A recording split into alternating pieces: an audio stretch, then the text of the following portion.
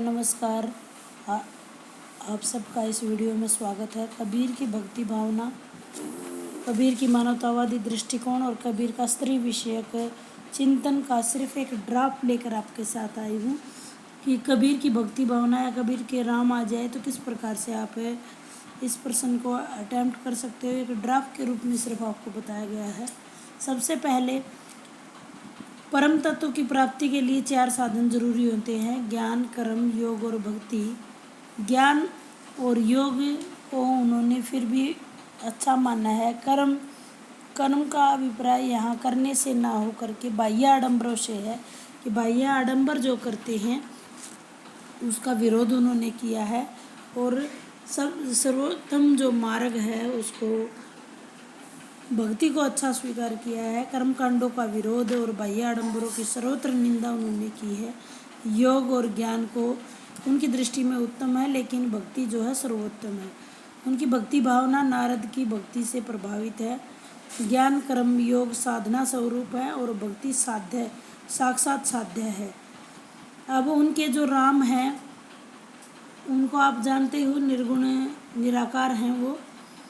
तो उन्होंने इनको इन विभिन्न शब्दों में स्पष्ट करने की कोशिश की है। अविगत यानी जिसकी गति को जान ना सके, घट घट व्यापी, आदि, अनंत, निर्गुण, सर्वव्यापक, अविगत, रूप विहीन, निराकार, सर्वश्रेष्ठ। ये सारी मुख्य चीज़ें हैं। कुछ बिंदु हैं जिसके आधार पर आप प्रश्न को कर सकते हो। नाम सुमिरण, प्रेम, निस्वार्थ भाव, समर्पण भावना, गुरु का महत्व, दास्य भक्ति भावना, आत्मचिंतन और स्व मूल्यांकन, कर्मकांडों का विरोध, संयम, क्षणभंगुर जीवन, सत्संगति का महत्व इत्यादि।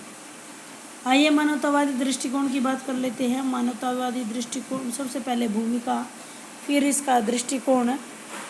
मानव सृष्टि की सर्वश्रेष्ठ रचना है और मानव को उचित गुणों के कारण ही मानव की मानवता के सभी के लिए मंगलकारी है। तो सच्चे मानव के क्या क्या गुण हैं?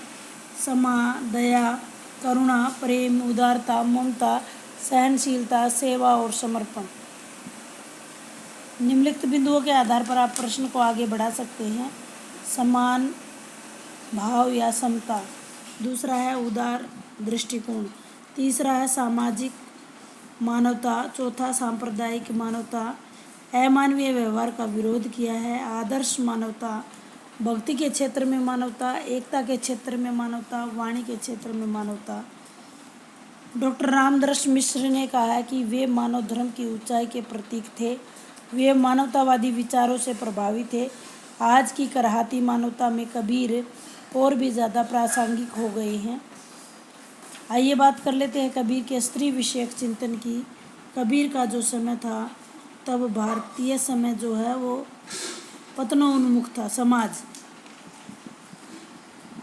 मुसलमानों की गुलामी के कारण नारी की दशा दयनीय हो गई थी। नारी को पुरुषों के विकास के मार्ग में बाधा समझा जाता था। उन्हें अपनी भक्ति भावना में सदाचार पर बल दिया था। उन पर संत, कवियों और नाथों के योगियों का प्रभाव था। संतों की दृष्टि में स्त्री के माया और रूप की निंदा की है, ईश्वर प्राप्ति में उसे बाधा माना है, परंतु कबीर जी ने स्त्री की पतिव्रता रूप की प्रशंसा भी की है। ये कबीर के स्त्री विषयक चिंतन है। आत्मा के रूप में, व्यभिचारिणी के रूप में, विश्वासघातिनी के रूप में, कामिनी रूप में, माया रूप में और पतिव्रता रूप में। आप इसको माता के रूप में, नारी के रूप में भी एक आध पॉइंट और बढ़ा सकते हैं। कबीर स्त्री जीवन को परंपरावादी दृष्टिकोण से देखते हैं और वो अपनी समस्याओं को उचित ढंग से देखने में असफल रही हैं। स्त्री के मन को पढ़ने में वो निश्चित ही असफल कहे जाएंगे। एक समाज सुधारक के रूप में, क्रांतिकारी के रूप में उन्हें देखा जाता है, लेकिन स्त्री के पक्ष में उन्होंने ज़्यादा कुछ नहीं कहा है, इसलिए इसी पक्ष के लिए उनकी आलोचना भी होती दिखाई दी है। उम्मीद करती हूँ छोटे से वीडियो के माध्यम से आपको 3 प्रश्नों का ड्राफ्ट मिल गया होगा। आप इस प्रकार से अपनी क्रिएटिविटी यूज़ करके क्वेश्चन को कितना भी इफ़ेक्टिव आप बना सकते हैं।